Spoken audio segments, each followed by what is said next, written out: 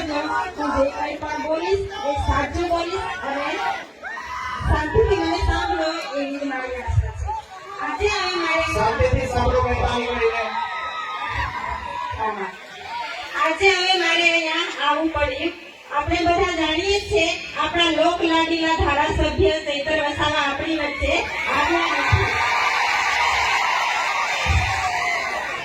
એટલા માટે એમની હાજરી આપવા માટે મારે અહીંયા આવવું પડ્યું છે.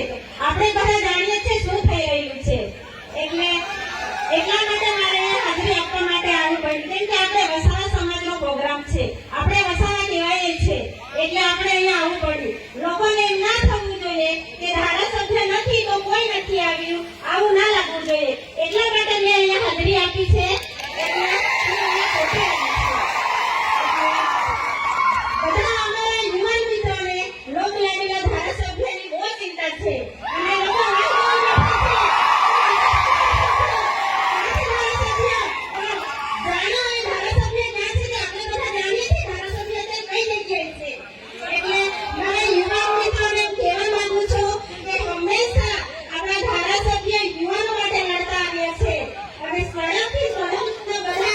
આદિવાસી લોકો માટે મુદ્દા ઉઠાવે છે અને એમની લડત હંમેશા ચાલુ રહી છે.